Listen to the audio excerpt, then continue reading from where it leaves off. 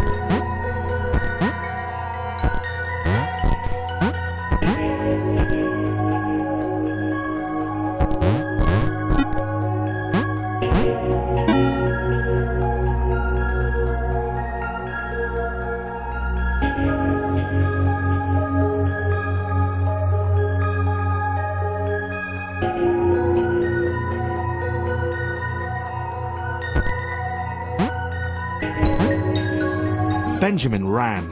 His father had sent word that it was ready, that it was actually done.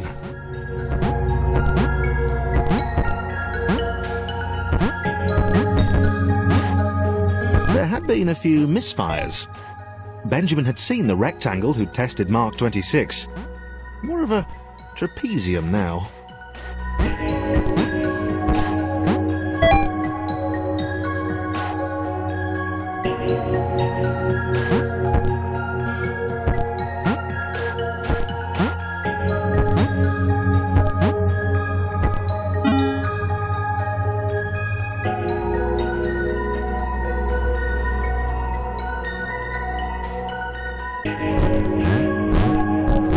The jetpack was glorious.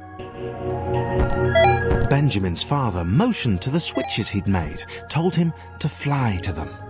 Slowly, though.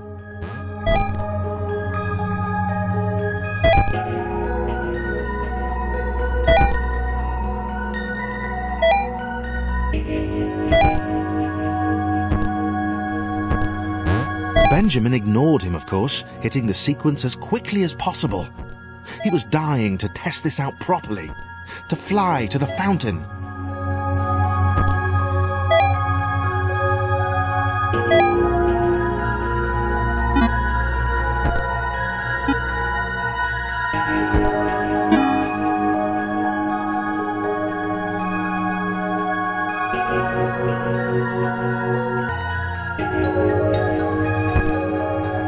Just a quick flight up to the fountain. Benjamin was sure his father wouldn't mind. The locked doors were a precaution. The spike walls, a friendly reminder to be aware of his surroundings. That combination lock on the jetpack had, after all, been exceptionally easy to guess.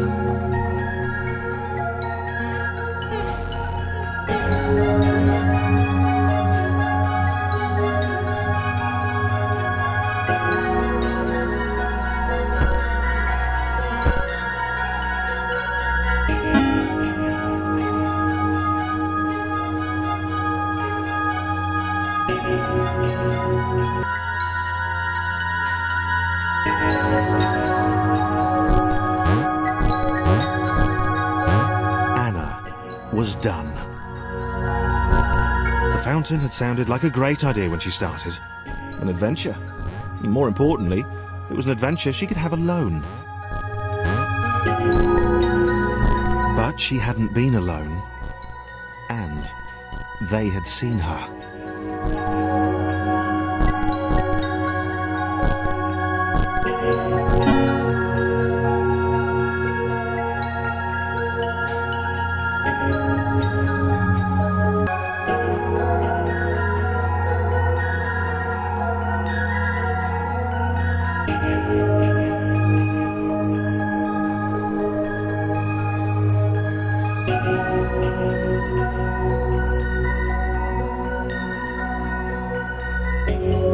Benjamin was getting good at this. He could fly. It was important to stay focused, though. He had a fountain to get to. Get to the fountain, touch it, get home for dinner. His father wouldn't even notice he'd gone anywhere.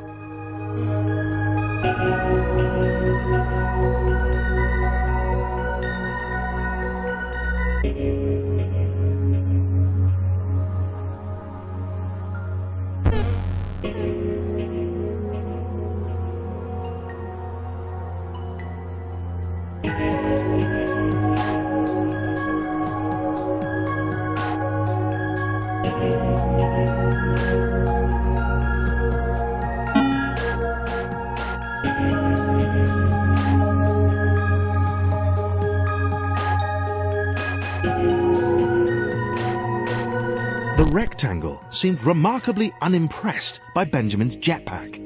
She didn't even ask about it. She just kept looking up and muttering about clouds. Initially slighted, Benjamin decided that this was a passing disinterest and she'd come round eventually.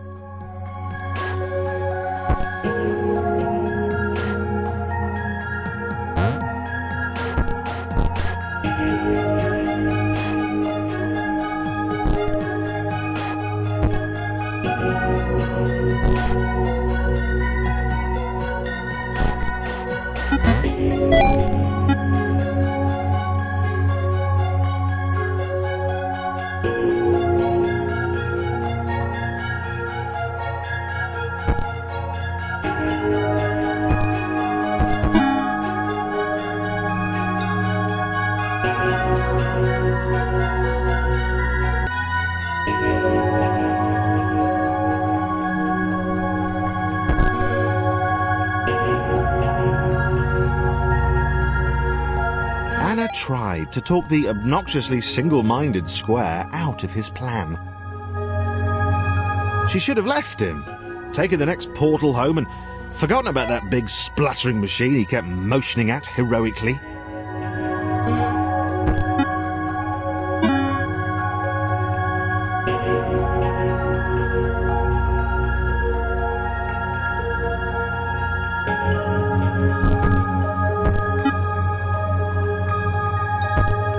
They were halfway to the fountain. It occurred to Benjamin that his father would have become aware of his absence by now. Benjamin hoped that he'd be forgiven. You know, the folly of youth. Father had worked so hard on the jetpack.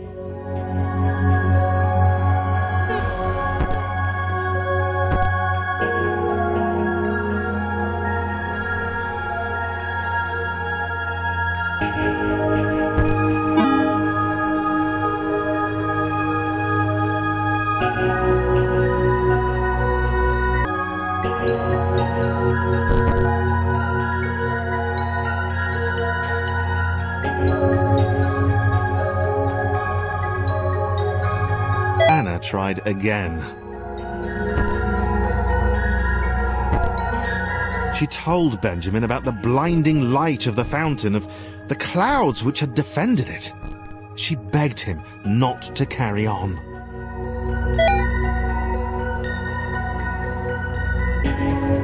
He laughed it off. He wasn't afraid of clouds, so however pixelated they were, he could fly above them or swoop to avoid them. He scared her.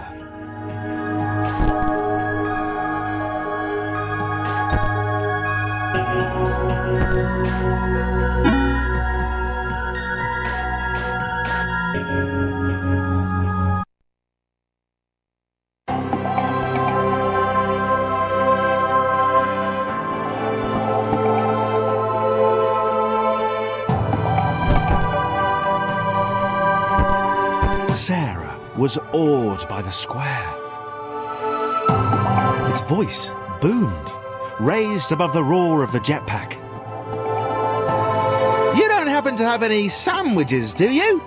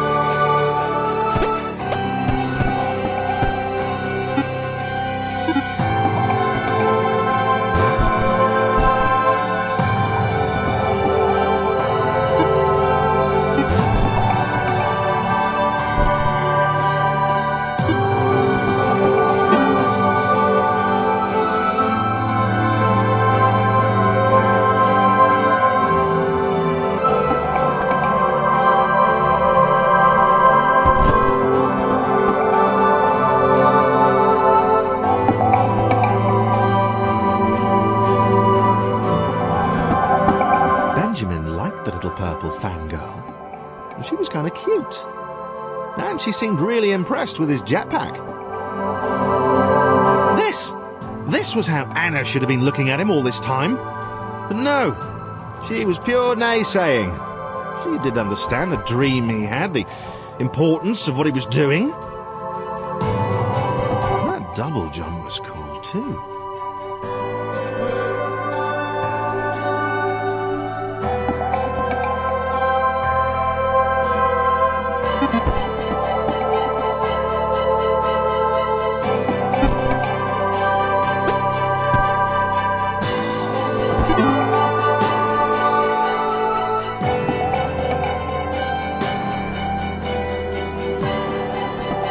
Fountain of Knowledge sounded fantastic. Benjamin hadn't told her what it was, really. She suspected, but he didn't know. He ploughed off ahead while she jumped behind him, helping the increasingly resigned Anna. Sarah suspected Anna had no faith in Benjamin. She was scared. Ha! She had not the faith to believe in their leader. Sarah found herself thinking more epically. She suspected it was Benjamin's heroism. Well, every hero needed a faithful disciple. Maybe that was her. It definitely wasn't Anna.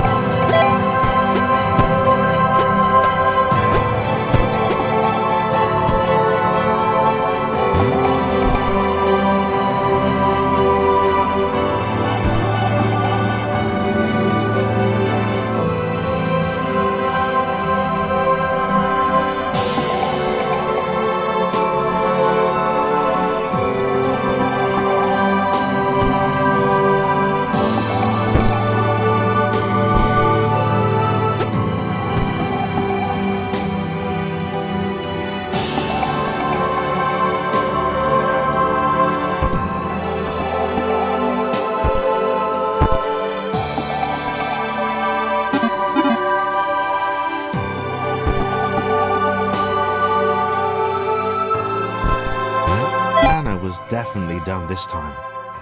She had tried. The self-aggrandizing square and the purple orator were never going to listen.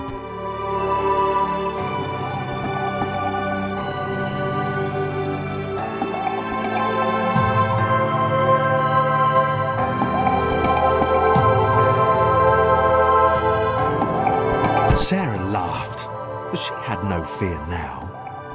The doubter, Anna, had hidden away.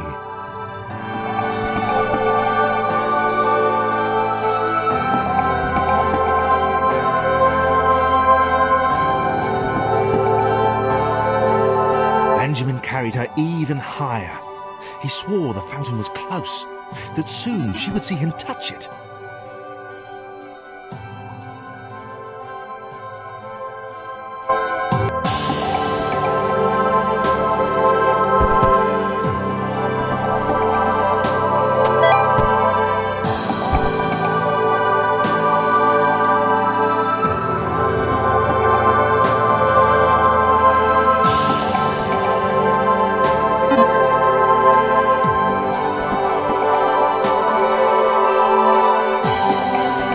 Surrounding the fountain was brighter than the rest.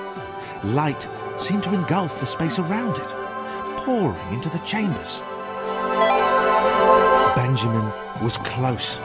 The jetpack was working. Benjamin thought of his father again. He thought about how proud the big square would be of what he'd accomplished.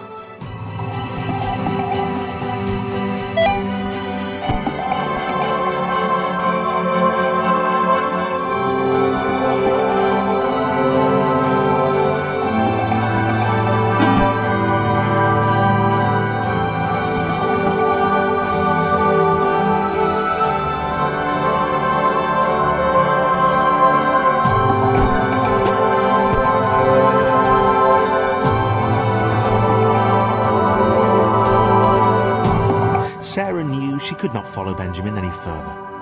She would wait here. He would return soon enough, and he would tell her everything.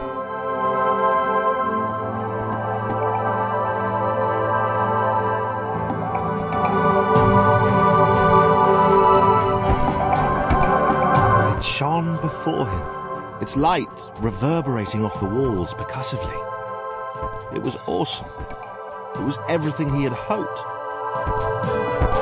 Sandwiches didn't matter anymore. Cute purple fangirls didn't matter anymore. It was only Benjamin and the fountain. The light engulfed Benjamin. He couldn't...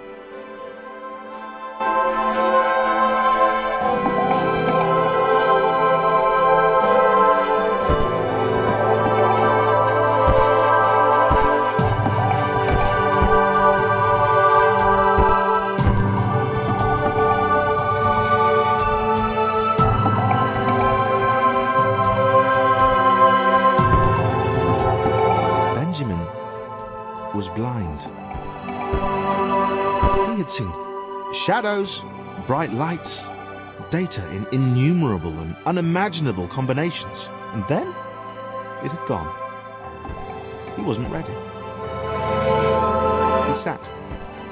There was nothing else to do. He'd try and find his way home tomorrow.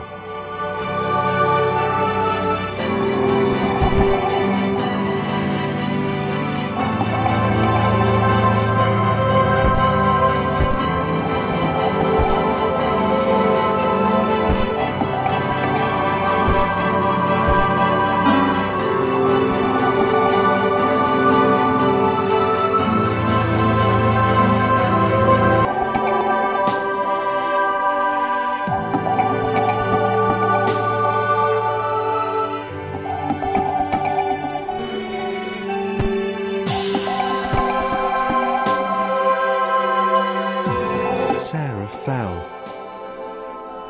Benjamin was stuck up there. She had no idea if she'd ever see him again. The fountain had destroyed everything. It had unleashed the clouds. It had blinded Benjamin.